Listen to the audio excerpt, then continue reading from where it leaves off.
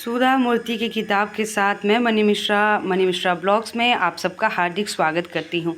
तो इस बुक में जो पहली कहानी है, उस कहानी में ये कहानी है कि एक पोती, एक ग्रैंड चाइल्ड अपनी दादी को पढ़ना लिखना सिखाती है।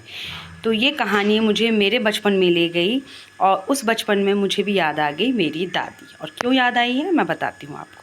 हमारे गांव में मास्टर साहब हमारे सभी भाई बहनों को पढ़ाने आते थे।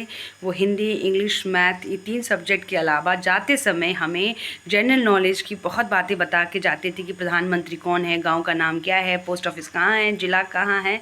इसके अलावा लास्ट में वो बच्चों को ट्विंकल ट्विंकल लिटिल स्टार वो राइम सुनाते थे, जनगण मन ये सब पढ़ा के तब जाते थे। तो घर में आसपास के बच्चे भी हमारे दालान पे पढ़ते थे, तो वो आवाज़ एज ए बच्चा मेरे कान में भी रोज़ पड़ता था। तो एक दिन मैं दालान से अपने आंगन जा रही थी, तो वो आवाज़ मेरे कानों में पड़ी और मैं गाते हुए जा रही थी, ट्विंकल ट्विंकल लिटिल स्टार। फिर दूसरा लाइन मैं भूल गई थी, तो मेरी दादी कहती है कि दूसरा लाइन है हाउ आई वंडर कही ना।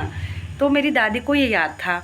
तो मैंने अपनी दादी से पूछा कि तुमको कैसे याद है, तो दादी कह रही थी कि मास्टर जी रोज़ पढ़ाते हैं, कानों में जाता है तो याद हो गया।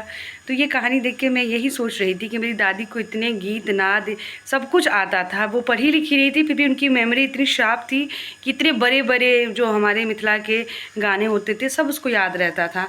पहले के ज़माने में कैसे लड़कियों को शिक्षा से वंचित करके रखा गया, उनको घरेलू कार्यों में ही लगा के रखा गया, तो कितनी चीज़ों से वो वंचित रह गई।